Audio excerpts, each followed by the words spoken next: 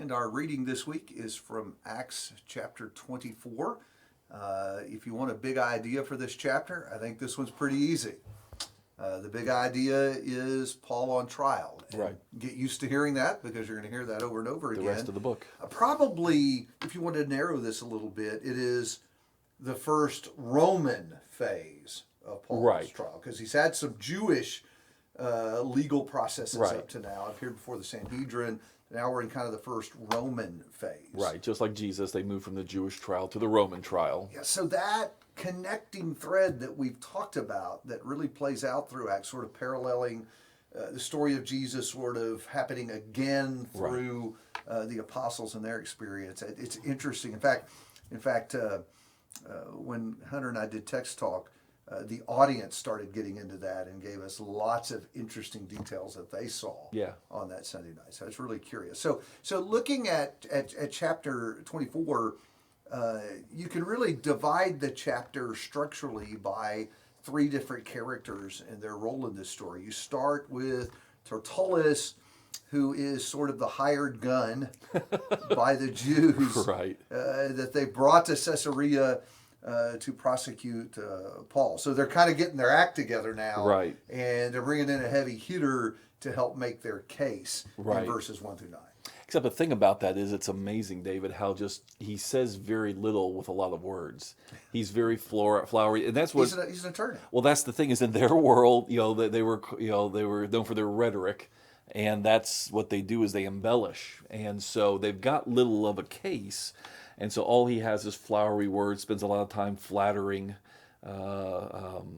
Felix. And so that's about all there is to Tertullus, and that's about all there is to their case. And I should probably apologize to my lawyer friends for my last crack. So 1 through 9, they get to say their piece. Right.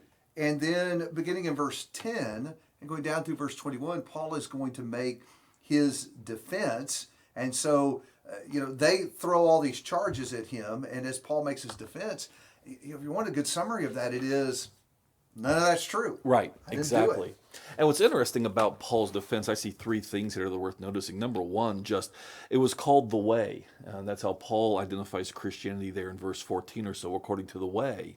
That they call a sect. And that's the interesting thing is one of the earliest designations, even by the apostles, for the message of Jesus is a way of life. It's not just, it is intellectual, it's a confession, Jesus is Lord, Son of God, and all of that, but it is a way of life, and so they called it the way. The next thing is that Paul interestingly says is that he believes everything in the law and the prophets. And which is, of course, what the Jews are debating. But I think it reminds us that the message of Jesus, in one sense, just because the covenant changes, does not disregard the Old Testament, but makes it even more useful to us because we now understand what it was all about. And so Paul affirms the law and the prophets as understood in Jesus. And then thirdly, verse 16, I have always taken pains to have a clear conscience toward God and man. And what that means is that Paul's intentionally living as best as he understands. But the thing that I think we need to remind ourselves, especially in this day and age, is that, and as I think what Paul's implying is, good intentions still don't mean you're right with God. He always thought he was doing right. That doesn't mean he was right. And so Paul recognizes that good intentions matter, but they aren't sufficient. Well, so in responding, he kind of leaves Felix in an awkward place here. Well, sure. Because they brought the charge, and Paul has said, yeah, that's fine, but there's no evidence that the charge is true. Right. And so in verse 22, if you want the last segment, 22 through 26, you really have Felix punting on this. I don't think he really knows what to do. We forget sometimes sort of the rough spot he's in. He wants to keep the Jews happy. That was sort of the goal of Roman leaders in that part of the world. Absolutely. They tended to be disruptive, and their job was to keep the peace. But at the same time, he knows there's no credibility to the charges. Very much like Pilate. And he does seem to kind of develop this interest in Paul for more than one reason. I was going to say, that's the thing, is he does seem to be genuinely interested, but on the other side, he's hoping that money would be giving in verse 26. And from what we know from secular history, Felix was known for being a bribe taker, even among his peer group. Yeah, he's waiting for the wrong guy, I think. Absolutely. So we have Felix now.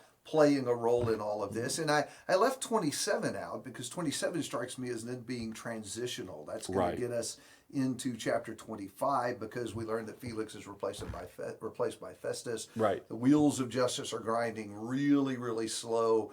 And the chapter closes with Paul being left to sort of waste away, waiting for a decision to be made about his two long years between verse 27 and then in the chapter 25 when Festus shows up. Yeah.